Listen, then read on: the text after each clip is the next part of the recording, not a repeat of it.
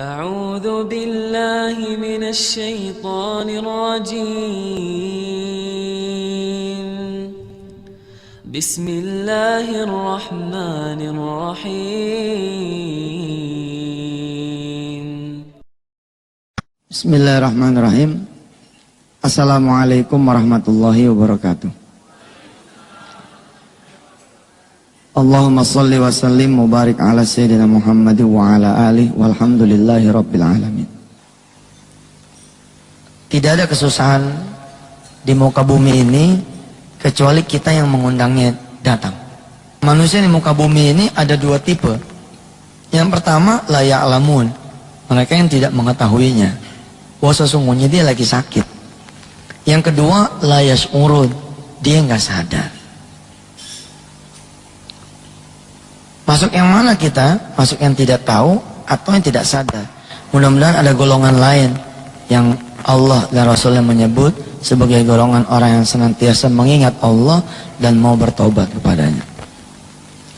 Sedikit kisah tentang, kebetulan saya ada di dunia kampus ya. 10 dosa besar ini memang sekarang nih jadi penyakit buat kita semua. Dulu pernah saya keliling ke tanah air. Zaman dulu saya kelilingnya bukan tentang sedekah, tapi tentang pertaubatan. Mungkin dipengaruhi oleh saat itu memang saya sedang mencari Tuhan, sedang mencari Allah, lagi sensitif terhadap dosa-dosa barangkali. Dulu keliling tuh menyapa Indonesia dari satu kota ke kota lain, bicara tentang penyakit-penyakit manusia. Dan saya masuknya sama seperti saya masuk di dunia sedekah, saya masuk juga dari dunia masalah dan dunia hajat. Kita pasang iklan di koran-koran, di media-media, bahwa kalau ada hutang yang tidak terbayar, ada penyakit yang tidak sembuh, ada rumah tangga yang belum hadir anak keturunan, ada seseorang yang jauh dari jodohnya, ada seorang yang kerja tapi nggak ada gajinya, ada orang yang usaha tapi nggak ada untungnya. Coba deh, saya bilang, saya lagi buka praktek nih gitu. Zaman dulu memang judulnya praktek begitu, namanya majelis konseling. Nggak apa-apa lah kita menyodok di tengah paranormal, di tengah kehadiran dukun-dukun saat itu ya. Kalau sekarang sih sudah agak berkurang ya iklan-iklan gitu. Zaman dulu marak sekali. Datang nih satu dua orang gitu. Ustaz, saya punya begini, saya punya begitu.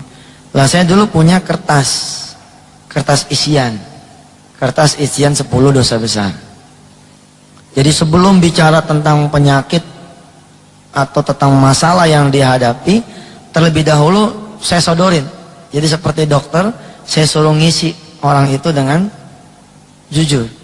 Tolong Bu, tolong Pak, dari 10 kategori dosa besar, yang mana yang kira-kira sudah dilanggar. Nanti kita konsentrasi di sana. Mengingat orang-orang yang datangnya banyak. Jadi saya pakai alat bantu.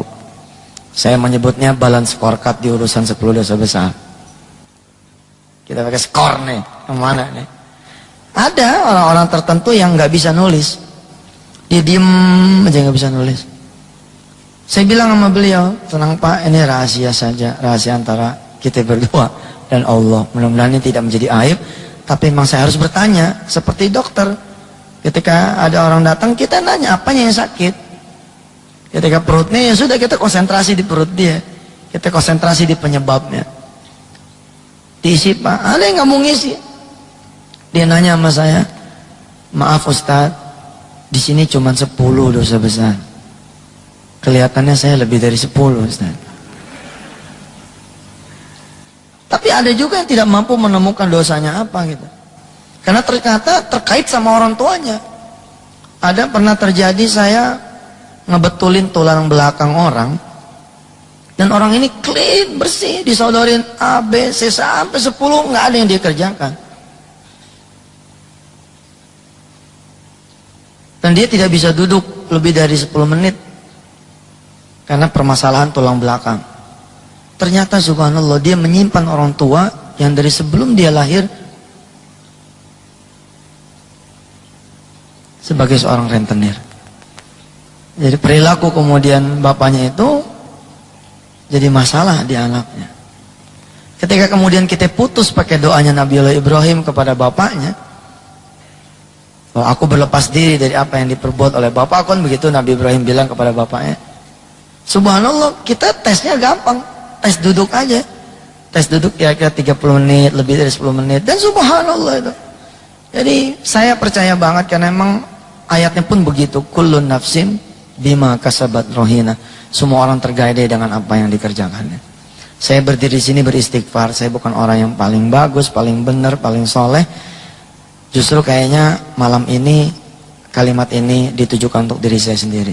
Semoga mudah-mudahan kita diberi kesempatan Allah nyampe di bulan suci Ramadan, supaya Allah betul-betul kubur segala dosa-dosa kita, sehingga tidak ada lagi kesusahan kecuali Ia mengantarkan kita kepada Allah Subhanahu wa taala. Nah, ada seorang suami istri datang, mukanya bersih gitu. Muka saya masih agak-agak ada pengaruh dosa besar ya. Muka yang satu ini subhanallah nggak tega tuh kalau saya nyodorin formulir itu, karena saking kelihatannya soleh gitu. Istrinya juga masya Allah tuh jilbabnya ini panjang gitu, kayaknya nggak mungkin lah mereka berdua pelaku itu. Tapi karena saya harus tanya, iya saya tanya. Dia datang mengeluh, dia bilang, Ustaz, yang ngomong istrinya, suami saya nih Ustaz, udah 7 tahun berumah tangga tapi nggak punya pekerjaan. Dan saya bilang ya nggak apa-apa nggak punya pekerjaan, yang penting punya duit. Borok Ustaz. Saya pegal sama dia, suaminya diem gitu.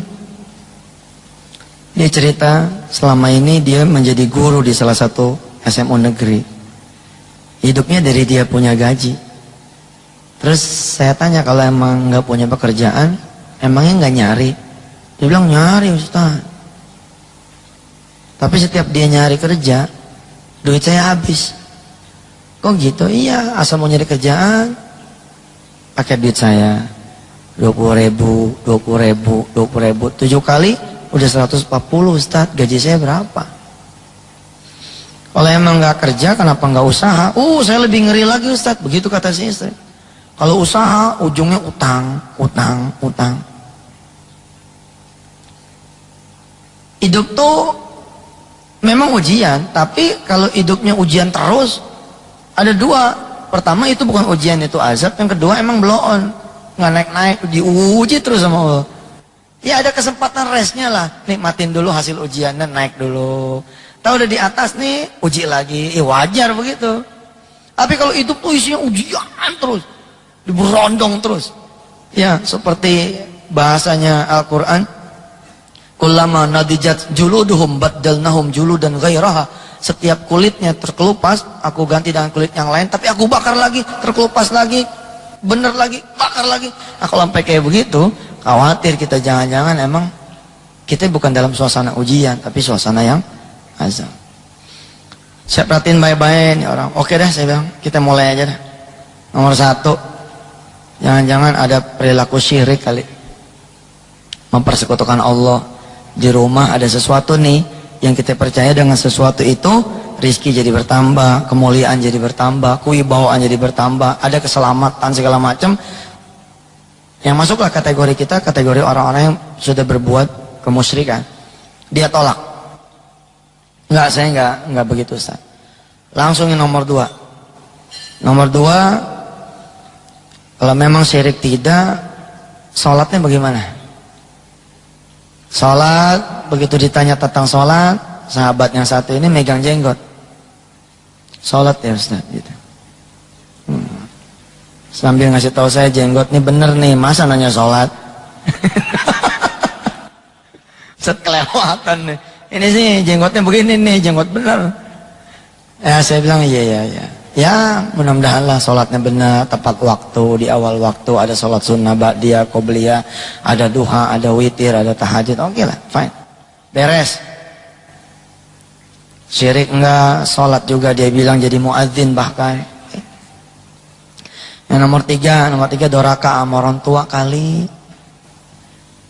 Karena tuh kalau durhaka sama orang tua juga mampet tuh. Kalau kita punya masalah dengan orang tua, uququl walidain, wah itu bisa celaka. Ada satu kisah klasik ya di salah satu kitab disebut, ada seorang bodoh datang ke seorang yang pintar. Kata si pintar ini, kata orang alim ini, aku akan berikan kamu uang yang banyak kalau kamu bisa mendatangkan hati ibumu. Si bodoh ini kemudian berangkat ke ibunya, ditikam loh pisaunya. Si ibu ini ditikam dengan pisaunya, kemudian dibelah dia punya dada dan diambil hatinya. Untuk berangkat menuju si orang alim ini, menunjukkan mana duitnya. Ini, aku sudah bawa hati ibuku. Di tengah jalan, dia terjatuh. Terpleset, terantuk batu atau apa, dia jatuh. Jatuh juga itu hati ibunya. Tiba-tiba kemudian keluar suara dari hati ini. Engkau tidak apa-apa, nak. Subhanallah, hati yang sudah berdarah-darah itu bukan nanya tentang dirinya, tapi nanya tentang, kamu nggak kenapa-napa, nak. Si anak itu kemudian menangis, dia menyadari kesalahan dia, sudah membuat ibunya kemudian terbunuh. Lalu pisau yang dipakai buat ngebunuh ibunya itu, yang diambil hatinya itu, kemudian dia mau tikamkan ke diri dia. Tiba-tiba hati itu teriak lagi, la taqtulni marratain, jangan kau bunuh aku 2 kali, nak. Subhanallah, sampai kayak begitu. Hati itu melarang anaknya bunuh diri. Kenapa? Karena kata ibunya itu yang sekarang sudah jadi hati berdarah-darah itu, la taqtulni marratain, jangan kau bunuh aku 2 kali, nak. Sampai kayak begitu. Nah, kalau yang ketiga ini masalah, ada birrul walidain yang ternoda, nampaknya bersiap-siaplah kita menghadapi rentetan peristiwa yang bermasalah. Bersyukurlah jika diantara bapak-bapak dan ibu-ibu yang hadir di sini masih ada orang tua, khususnya ibu. Wah, cepet deh, cepat balik, kemudian cium tangan dia. Insya Allah seketika tuh langit akan berubah. 1, 2, 3 dia bilang, enggak Ustadz, saya dari kecil udah nggak ada orang tua, yatim piatu. Coret. Yang keempat ini zina. Tapi karena melihat si bapak dan si ibu ini wajahnya soleh-soleha, terus saya juga tanya sama dia, punya anak nggak? Ada 2. Saya lewatin nih. Yang keempat ini, zina ini saya lewatin. Karena saya hampir nggak percaya kalau orang ini adalah pelaku zina. Ah, nggak mungkin. Saya langsung yang kelima. Yang kelima ini rezeki haram. Barangkali masih ada yang senang sama rezeki haram, ya saatnya lah untuk membersihkan diri. Insya Allah, Allah sayang sama orang-orang yang nggak pernah berbuat salah. Tapi Allah juga sayang sama orang-orang yang berbuat salah dan mau berbuat baik. Di rezeki haram ini juga masalah. Di matematika sedekah, kita mengenal ya, di matematika sedekah, 10 dikurang 1, bukan 9. Ya, ini kan udah biasa nih. Kelihatannya muka-mukanya muka-muka biasa semua nih. Muka paham deh. 10 dikurang 1 bukan 9. Tapi berapa? Dalam matematika sedekah, bukan matematika manusia. Kalau matematika manusia berhenti sampai di sini. Tapi kalau matematika Allah, ada perhitungan lanjutan. It's not the end balance. Ini baru temporary balance nih. 1 ini dikali 10. Di sininya 10. Matematika sedekah tidak mengenal pengurangan. Yang ada hanya pertambahan. Kalimatnya bukan tinggal berapa, tapi jadi berapa. 10 dikurang 1 jadi berapa, bukan tinggal berapa. Kalau tinggal berapa? Tinggal 9. Oh, ntar dulu, nambah kok. Jadi berapa? Jadi 19. Kenapa pintu ini Allah suburkan? Wa yurbis sadaqat. Allah suburkan itu sedekah. Kenapa? Karena pintu yang haram Allah tutup betul. Karena matematikanya juga nggak beres. Di urusan duit haram ada matematika juga yang terbalik. Coba 5 ditambah 3 berapa? 8. Yakin saudara bahwa 5 ditambah 3 akan selalu 8? Look in the left side. Lihat di sisi yang kiri ini. Ternyata 10 dikurang 1 enggak selalu 9. Berarti 5 ditambah 3 enggak selalu 8. Bisa berapa? Bisa min 2 loh. Kok bisa min 2 Ustaz? Iya, dia punya gaji 3 juta, ngembatnya 5 juta. Gajinya 3 juta, tapi yang dia embat 5 juta, minus 2. Minus 2 ini selalu sebulan, lah kalau 12 bulan, operasi jantung bos. Kenapa 24 juta? Sama seperti sedekah yang akan punya konversian yang dia cari apa konversinya. Begitu juga yang haram akan dia cari konversinya apa. Ketika rizki sudah tidak lagi bisa nanganin konversian kejahatannya, maka badan yang akan dia cari. Kalau badan dia juga udah nggak cukup, anak yang dia embat. Terus begitu. Subhanallah. Kalau kita tidak hentikan, subhanallah. Ada 5 lagi, tapi 5 lagi ini mendingan saya kasih CD 10 dosa besar, dengerin sendiri. Kalau enggak waktu kita habis. Tapi yang jelas si Mas yang satu ini dengan si Mbak, dia geleng kepala terus. Nomor 6 ini geleng, nomor 7 ini geleng, nomor 8 geleng, nomor 9 geleng, nomor 10 geleng, bersih, clean. Gampang saya sebagai seorang dokter, bukan dokter seperti prima, tapi dokter masalah. Kalau semua orang itu geleng kepala tanda nggak pernah melakukan 10 dosa besar, ya wes itu ujian. Tinggal sabar. Tapi ada satu yang belum saya tanya, yang nomor 4. Cuman mencermati kalimat di awal, istrinya masih kerja jadi guru.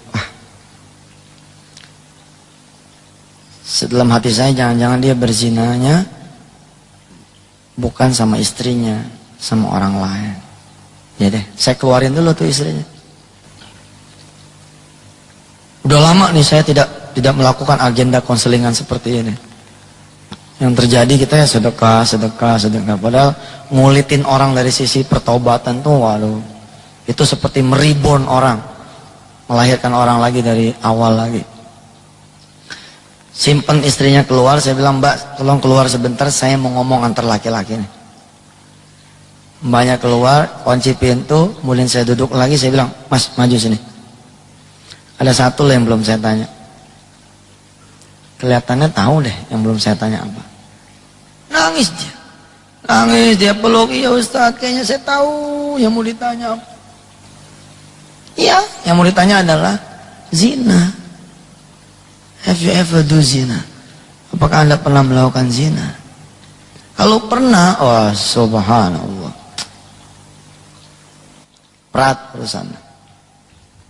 Udah saya bilang, udah simpen tangisannya, ambil wudhu, sholat. Insya Allah Allah menyediakan ampunan yang sama besarnya dengan dosa kita, atau malah mau bigger than our sin, lebih besar daripada kita punya dosa.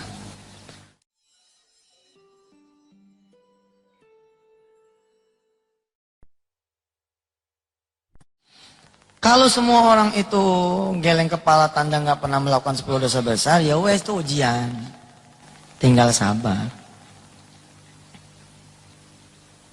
Tapi ada satu yang belum saya tanya, yang nomor 4. Cuman mencermati kalimat di awal, istrinya masih kerja jadi guru. Dalam hati saya jangan-jangan dia berzinanya bukan sama istrinya, sama orang lain. Ya deh, saya keluarin dulu tuh istrinya. Udah lama nih saya tidak melakukan agenda konselingan seperti ini. Yang terjadi kita sedekah. Padahal ngulitin orang dari sisi pertobatan tuh, waduh, itu seperti meribon orang, melahirkan orang lagi dari awal lagi. Simpen istrinya keluar, saya bilang, Mbak, tolong keluar sebentar, saya mau ngomong antar laki-laki. Mbaknya keluar, kunci pintu, kemudian saya duduk lagi, saya bilang, Mas, maju sini. Ada satu yang belum saya tanya. Kelihatannya tahu deh yang belum saya tanya apa. Nangis dia peluk, iya Ustaz, kayaknya saya tahu yang mau ditanya apa. Iya, yang mau ditanya adalah zina. Have you ever do zina? Apakah Anda pernah melakukan zina? Kalau pernah, wah subhanallah, berat urusannya. Udah, saya bilang, udah simpen tangisannya, ambil wudhu, sholat. Insya Allah, Allah menyediakan ampunan yang sama besarnya dengan dosa kita. Atau malah mau bigger than our sin, lebih besar daripada kita punya dosa. Itu waktu dia sholat taubat seperti tidak ada di dunia. Oh, kayak apa taubat? Setelah selesai, dia kemudian bertanya, Ustaz, apa sih hubungannya antara zina dengan saya, kok tidak dapat pekerjaan selama 7 tahun? Yang pertama, memang Allah yang bilang begitu. Wala yad'una ma'allahi ilahan akhara wala yaqtuluna an-nafsa allati harramallahu illa bil haqqi wala yaznun.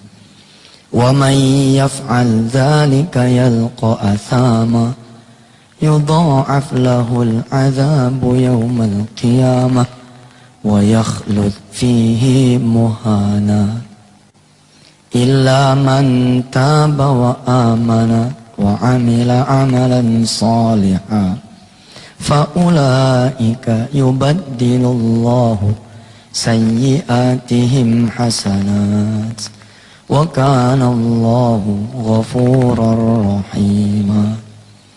Jangan berbuat syirik, jangan membunuh orang tanpa hak, dan jangan berzina. Kalau ada di antara Anda yang melakukan perzinahan, kata Allah, maka yalqa athama, aku akan kalungkan dengan kalung kesusahan. Gila ya, dikenain kesusahan aja udah susah, apalagi dikalungin dengan kalung kesusahan. Subhanallah. Yang kedua, an-nikahu miftahur rizki. Ini saya senang ngomong begini karena masih banyak teman-teman saya yang muda-muda. Walaupun zina mah nggak urusan yang muda, yang tua juga bisa keselimpat. Tapi peluang yang muda lebih besar. Nih kita ini wah kacau nih. Kalau nggak ada benteng yang benar hari gini, saya senang loh kemarin menikahkan Rindang di Madinah kemarin. Kita tanya dari hati ke hati. Karena sebelum melangsungkan pernikahan ada pertobatan dulu. Karena pernikahan itu bukan pertobatan, bos, sunnah. Jangan mentang-mentang, gue udah nikah, gue udah tobat. Ntar dulu, lu belum tobat. Kalau emang nikahnya itu didahului dengan satu perbuatan yang tidak Allah ridhoi, maka pernikahan itu cacat. Tetap ada pengaruhnya di kemudian hari. Kalau kita nggak cepat susu dengan pertobatan, masalah. Nah, ketika saya menikahkan Rindang dengan Tia di Madinah, putra dan mantu dari Pak Edi, saya tanya, alhamdulillah, clean, bersih. Setidaknya itulah pengakuannya. Insya Allah. Ya Dang. Ya insya Allah lah, ngelihat tanda-tandanya mah, mudah-mudahan benar. Yang kedua, an-nikahu miftahur rizki. Nikah itu kuncinya rezeki. Maaf ya, kita sudah dewasa semua. Mudah-mudahan ini saya ngomong begini tidak termasuk kategori yang jorok punya. Nikah itu kuncinya rezeki. Punya lelaki itu kunci, punya perempuan itu pintu. Kalau kunci kita pakai pada bukan pintunya, Maka apa yang terjadi? Kuncinya patah, pintunya rusak. Oh, bukan pintunya kok dipaksain, bukan kuncinya kok dipaksain. An-nikahu miftahu rizki, nikah kuncinya rezeki. Berarti jika ada orang memakai kuncinya bukan pada pintunya, maka rusaklah rizkinya. Kalau kita sepakati satu hal bahwa rizki itu tidak harus selalu berupa uang, maaf ya, ini buat muhasabah diri sendiri. Saya tidak sedang bermaksud menyinggung satu demi satu di antara saudara-saudara semua. Ini benar-benar buat diri sendiri. Nggak boleh kita nilai orang lain. Apa maksudnya? Kalau kita sepakati rizki itu bukan urusan duit, anak juga rizki, kesehatan juga rizki, hasil usaha juga rizki, gaji bulanan juga rizki. Lah kalau kita kemudian kecemplung di urusan perzinahan, bisa dihapus sama Allah. Ada orang-orang yang kemudian berumah tangga terus nggak bisa punya anak karena patah urusan rizkinya berupa anak. Ada yang anak dapat seperti beliau tadi, pekerjaan nggak pernah dapat. Ada yang pekerjaan dapat nggak ada gajinya, benar-benar dihilangin sama Allah, hilang. Ada yang usaha nggak ada pernah ada untungnya. Bener loh Pak, dapat tender, di akhir tender, dia malah kemudian harus gak ada rumah, gak ada mobil, segala macam. Tuh kalau dia nggak cari tuh. Tapi ingat saya bilang, ini muhasabah buat diri sendiri. Jangan sampai saudara reuni nih sama teman-teman. Begitu reuni, saudara nanya, anaknya mana mas? Oh saya belum punya anak. Zina nih. Itu buat diri kita sendiri.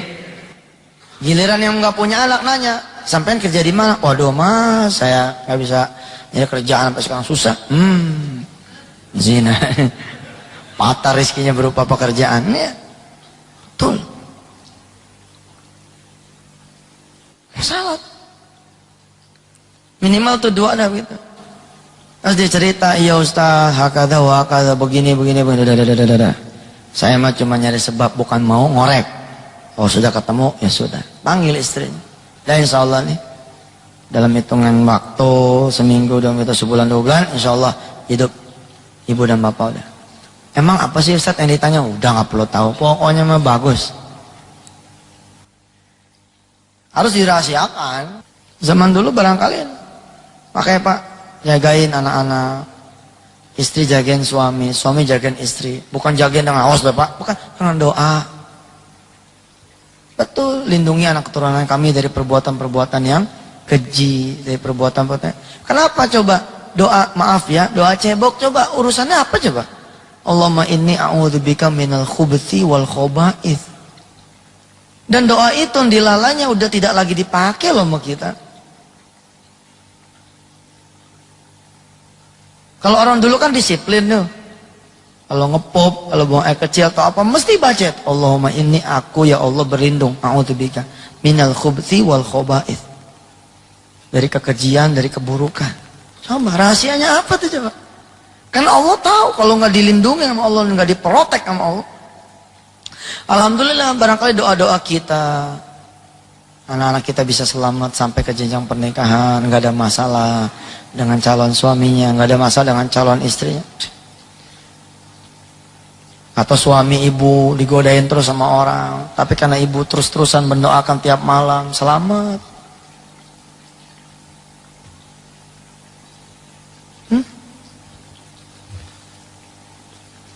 Saya pernah ceramah di salah satu kampus. Ada dulu kita punya spiritual financial healing buat mahasiswa. Yang digarap adalah mereka-mereka yang sudah mau diwisuda. Supaya mereka tahu mereka akan memulai menuai penyakit itu di luar. Terus saya sempat nanya sama mahasiswa, ayo, yang sudah pernah patah kuncinya, yang sudah pernah rusak pintunya, nih kita sediakan jasa repair bodinya. Silakan SMS ke nomor ini. Itu tuh ada banyak SMS, Ustadz sudah 3 kali patah, Ustadz tadi udah nggak kehitung. Betul. Yang lebih amazing lagi, begitu saya keluar kaget, saya nenteng koper nih mau ke Jawa, mau ke Jogja, diuber sama Porek 3 nya. Ustaz, bisa ngomong sebentar nggak? Pak Porek, SMS aja deh, saya udah harus kejar pesawat. Pak Ustaz tolong, ini nyangkut hidup saya. Kunci saya patah juga Pak Ustaz. Gila nggak tuh Porek tuh? Wah, screening itu sesekali harus dilakukan Pak. Kalau kita yang punya perusahaan, saya screening betul itu. Kita nggak mau perusahaan kita kemudian dikotori dengan perbuatan-perbuatan dosa orang-orang yang kita nggak tahu judulnya. Kita nggak boleh bilang begini, Ustadz itu kan yang melakukan anak buah kita. Kenapa jadi kita ikut tanggung? Saudara, ada 2 orang di satu ruangan, udah mandi, pakai minyak wangi bersih, betul. Datang tamu ketiga, kotor, agak mandi, bau. Kira-kira di satu ruangan itu, ada pengaruh nggak tuh orang yang ketiga? Pengaruh Pak. 4 direksi, 2 ahli zina, masalah nih keuangannya 00. 50-50. 51 karyawan, 33 salatnya terus. Hanya 18 nih yang sholatnya on time, masih kalah tuh.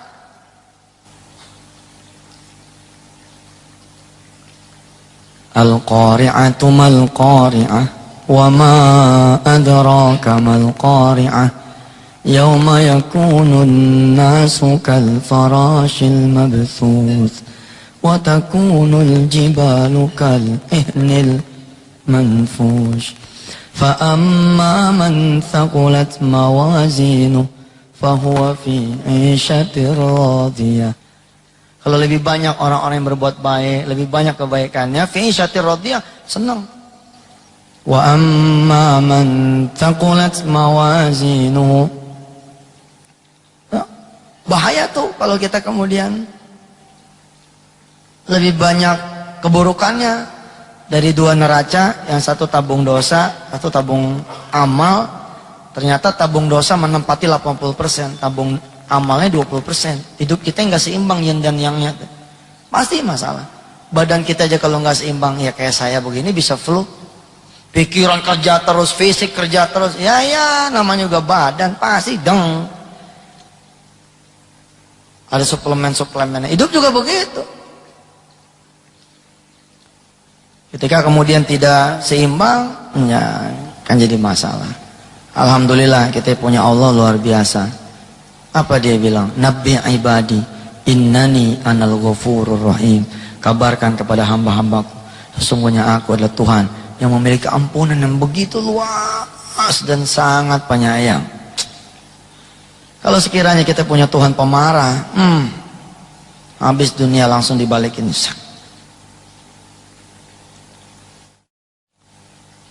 Ayuhan nas, wahai manusia, antum tukhti'una bil laili wan nahari wa ana aghfiru dzunuba jami'an. Wahai manusia, kalian tuh senangnya bikin dosa pagi, siang dan malam, sedangkan aku adalah Tuhan yang senang yang ngampunin kalian. Hebat gak tuh Allah tuh? Kalau kalian datang dengan membawa dosa sebanyak buih di lautan, aku akan membawa ampun yang lebih banyak daripada buih itu. Kalau kalian membawa padaku dosa sebanyak pasir, butiran pasir di daratan, aku akan datang lebih banyak lagi membawa ampunan daripada dosa-dosa kalian semua. Nabbi ibadi innani ana ghafurur rahim.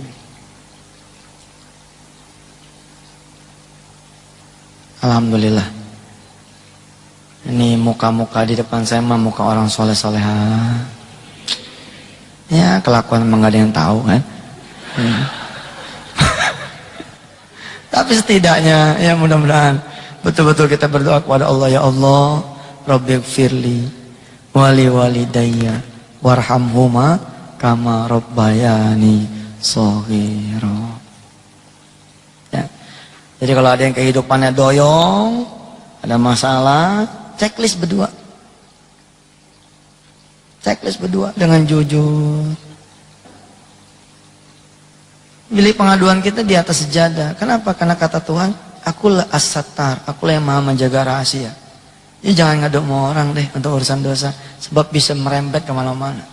Kenapa ada satu rahasia tuh nggak tahu hijab ada hijabnya? Kalau katanya sih begitu, saya belum pernah ya ngelihat langsung tuh bilik pengaduan.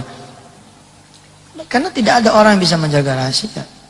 Tapi Allah, ya Sattar, dialah yang maha menjaga rahasia. Kita ngadu sama dia, besok udah terang, insya Allah.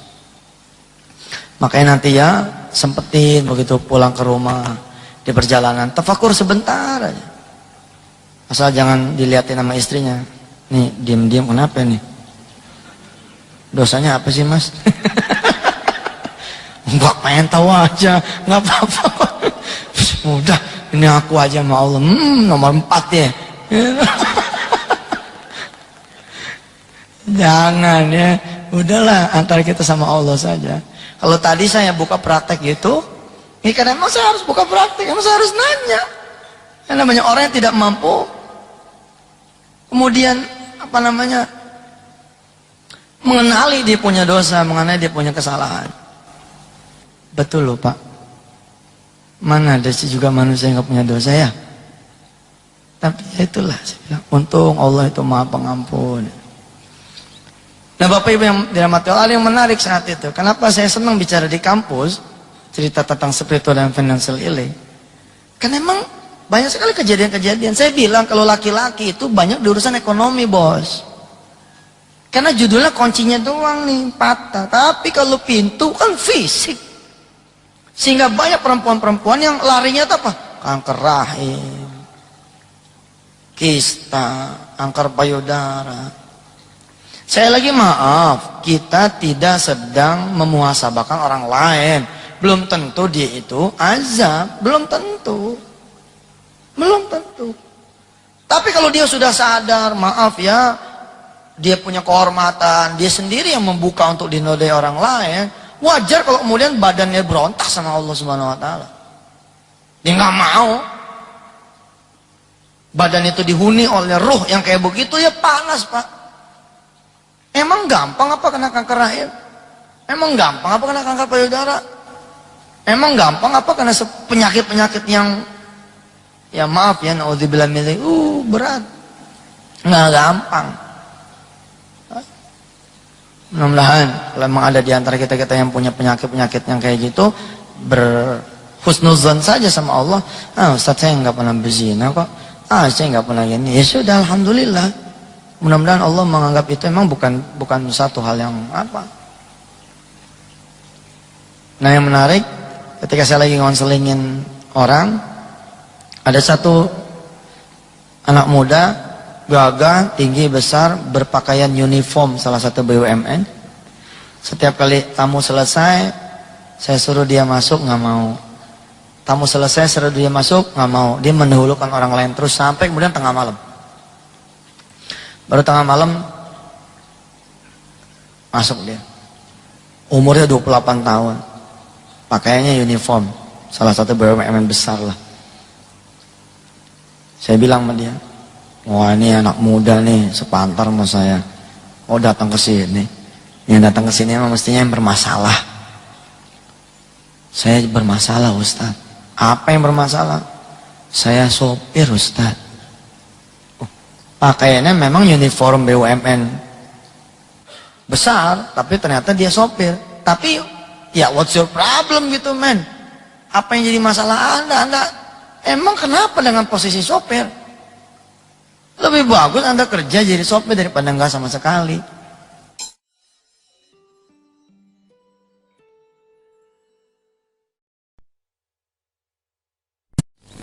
Nah Bapak Ibu yang dirahmati Allah, yang menarik saat itu, kenapa saya senang bicara di kampus cerita tentang spiritual dan financial healing, karena emang banyak sekali kejadian-kejadian. Saya bilang kalau laki-laki itu banyak di urusan ekonomi bos, karena judulnya kuncinya doang nih patah, tapi kalau pintu kan fisik. Sehingga banyak perempuan-perempuan yang larinya itu apa? Kanker rahim, kista, kanker payudara. Saya lagi maaf, kita tidak sedang memuhasabahkan orang lain. Belum tentu dia itu azab, belum tentu. Belum tentu. Mudah-mudahan kalau memang ada di antara kita yang punya penyakit-penyakit yang kayak gitu, berhusnuzon saja sama Allah. Ustaz saya nggak pernah berzina kok. Saya nggak pernah gini. Ya sudah, alhamdulillah. Mudah-mudahan Allah menganggap itu memang bukan satu hal yang apa. Nah yang menarik, ketika saya lagi ngonselingin orang, ada satu anak muda, gagah, tinggi, besar, berpakaian uniform salah satu BUMN. Setiap kali tamu selesai, saya suruh dia masuk, nggak mau. Tamu selesai, suruh dia masuk, nggak mau. Dia mendahulukan orang lain terus sampai kemudian tengah malam. Baru tengah malam masuk dia. Umurnya 28 tahun. Pakaiannya uniform, salah satu BUMN besar lah.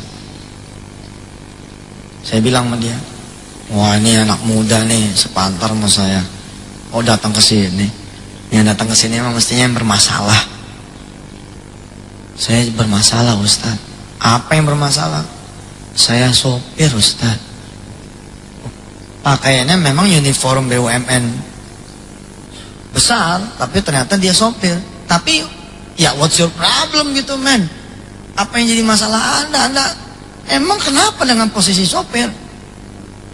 Lebih bagus Anda kerja jadi sopir daripada enggak sama sekali. Duh betul kan? Enggak ada yang salah dengan pekerjaan itu. Tapi dia mendesis. Dia bilang, saya alumni Fakultas Teknik UGM Ustaz. Oh emang masalah, duduk saya bilang. Iya masalah bos. Fakultas Teknik UGM, maknya nyekolahin dia susah-susah. Maaf, bukan berarti kita merendahkan pekerjaan sopir. Perlu kita due diligence lagi nih. Perlu kita gali lebih lanjut. Kalau dia jadi sopir, in the first year dia keluar, fine. Itulah ujian buat dia. Next will be better.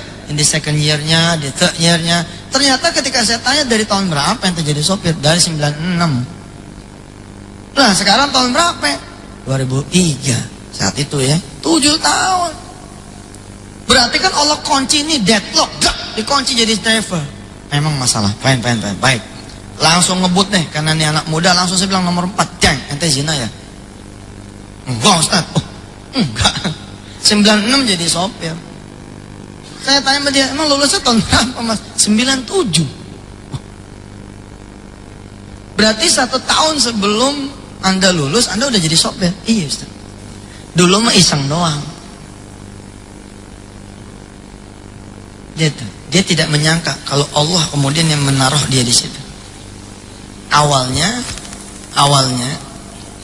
cuman iseng, sambil nungguin kerjaan, sambil nungguin lulus, sambil nungguin wisuda, dia jadi sopir salah satu manajer di BUMN tersebut. Setelah begitu lulus, si manajer minta ijazahnya supaya walaupun kerja pribadi sama dia bisa dapat double gardan, dapat gaji dari si BUMN tersebut juga.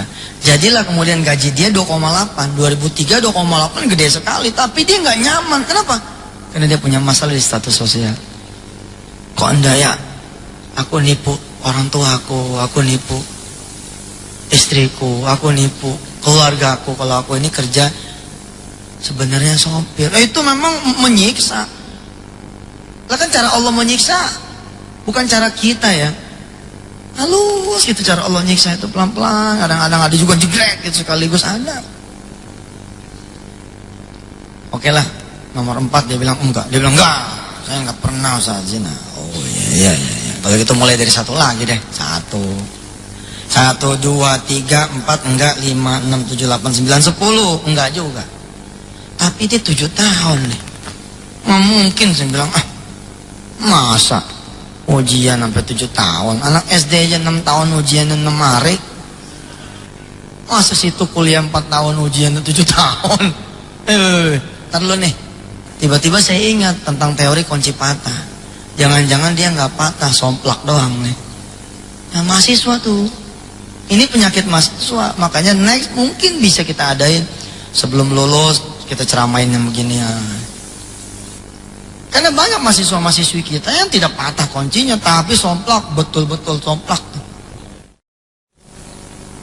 Saya tanya masih laki-laki ini, Mas, barangkali ente memang tidak berzina. Kalau mendekati zina gimana? Nah, kalau mendekati zina itulah Ustaz. Tiap minggu Ustaz, tiap malam. Kenapa nggak bilang dari tadi? Ustaz kan nanyanya zina. Iya benar juga, gue nanya zina. Oh masalah loh. Betul masalah. Kalau dia benar-benar telak berzina, dia sama sekali nggak kerja, nggak kerja at all, sama sekali. Lihat rahasia Allah. Tapi untunglah dia tidak berzina, dia cuma nyerempet zina, ya Allah kunci di situ. Kita lelaki masukin perempuan satu, nggak ada sernya, nggak ada apa, tapi berdua. Sementara kita punya bon 30 nih, 30 tagihan. Kita begitu tuh perempuan turun, ada satu bon tuh nggak ketagih. 29. Ada pengaruhnya, anginnya tetap datang. Ternyata jadi apa lama nih perempuan.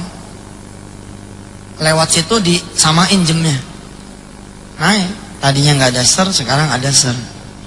Tadi nggak pegangan tangan, tuh tagihan 30, jadi tinggal 25.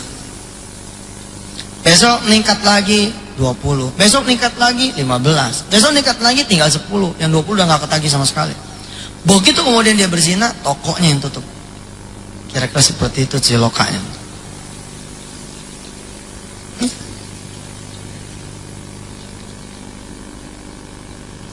Ajarkan kepada anak-anak kita memakai jilbab yang rapi.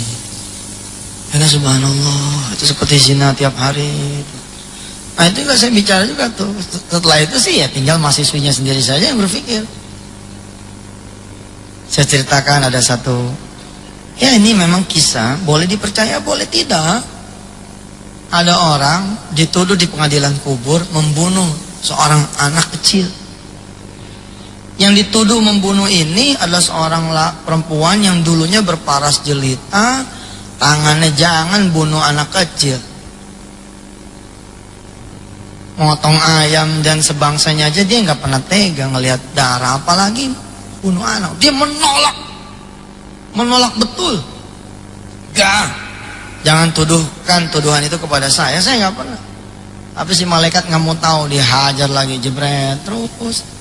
Begitu udah ancur-ancuran, utuh lagi, dikasih tahu lagi, kamu dosanya begini, tolak lagi, sampai kemudian diminta keadilan Tuhan. Baik, katanya ada catatan hidup nih. Saya pengen tahu kalau emang saya pernah membunuh anak kecil, tolong saya beritahu kapan dan di mana. Ditunjukkan ternyata ketika dia memakai pakaian yang mengundang syahwat laki-laki yang lain. Dikisahkan kemudian ada seorang laki-laki yang melihat dia sedang tidak menutup aurat. Terbersit kemudian syahwat di dia. Terbersit syahwat di dia, pengen makan nih perempuan, gak berani, yang dia makan anaknya sendiri. Kemudian anak ini setelah dimakan dibunuh. Tidak menyangka nih si perempuan kalau yang dijadikan penyebab adalah dia. Sekali lagi saya bilang, nggak usah dipertanyakan kebenarannya dan apakah emang begitu, nggak usah, renungin aja deh. Kita bisa menjadi asbab suatu perbuatan dosa, bisa, tanpa kita sadari. Ini wajahnya tegang semua. Ya wes lah, pokoknya mah Allah Maha Pengampun gitu ya. Mudah-mudahan begitu kita pulang sebelum tidur malam kita sempat sholat sunnah 2 rakaat. Ada yang bilang tidak ada itu sholat tobat. Baik, kalau memang tidak ada, saudara tidak mengakui adanya sholat tobat, udah sholat sunnah biasa aja. Usolli sunnatan dah. Rakaat ini saya sholat sunat mutlak 2 rakaat. Habis itu bertobat. Bertobat. Kita beristighfar pada Allah Subhanahu wa taala, mudah-mudahan Allah mengampuni kita punya dosa. Bapak Ibu yang dirahmati Allah, ada sementara yang saya bilang kata Allah tuh la yash'urun. Dan berhati-hatilah kita kalau masuk pada kategori ini. Dalam surah Al-An'am ayat 44 Allah memberitahu kepada kita, falamma nasu ma dzukkiru bihi fatahna 'alaihim abwaaba kulli syai' hatta idza farihu bima utu akhadnahum baghtatan fa idza hum mublisun. Dan ketika manusia melupakan aku, kata Allah, aku enggak uber dia langsung, aku ulur dia, didiemin. Nah, yang didiemin ini cuma yang lebih bahaya. daripada yang langsung digetok tuh gitu. Ibarat layangan diulur terus. Tapi ketika sudah ada di atas, akhadnahum baghtatan fa idahum mublisun. Sekali kedet, fa idahum mublisun, terombang-ambing, dia terdiam berputus asa. Saya sering bilang kepada para lelaki, para ayah, kalau kita yang berantem, kita dipukulin sama orang, kayaknya seneng hati gitu. Tapi kalau kita yang berantem, yang dipukulin anak kita, kayaknya kita nelongso. Kita yang ribut, yang dipukul adik kita. Saya punya kisah yang barangkali kisah ini menjadi inspirasi buat saudara semua yang sudah punya anak untuk betul-betul hati-hati dalam kehidupan. Ada cerita seorang remaja putri diperkosa oleh ayahnya sendiri. Dan si ayah nggak pernah merasa dia merkosa anaknya.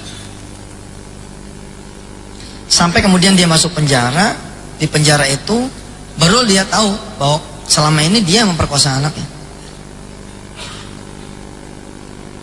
Karena memang secara fisik bukan dia yang memperkosa.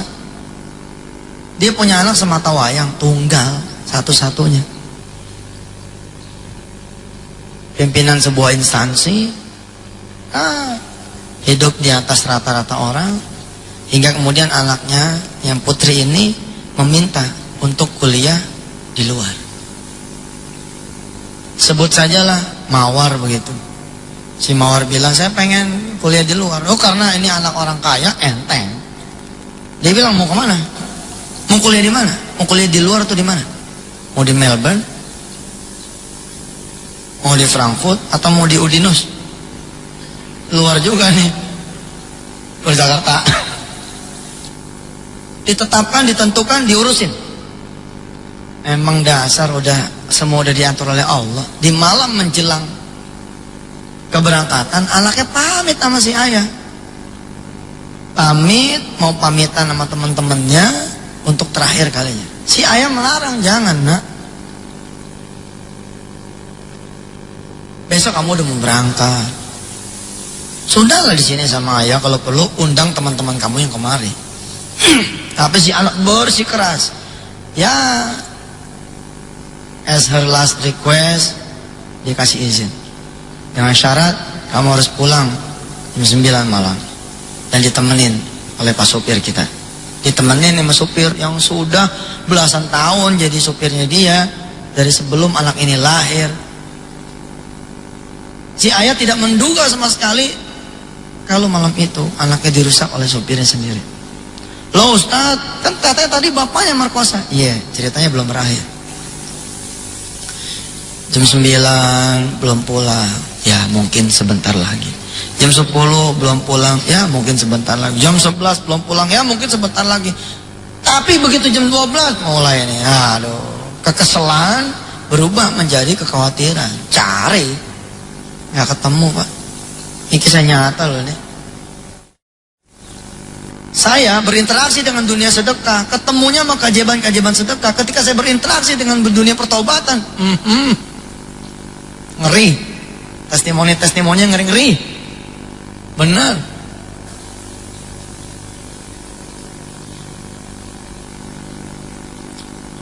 Dan Allah lindungin kita dari merusak kita punya anak keturunan tanpa kita sengaja.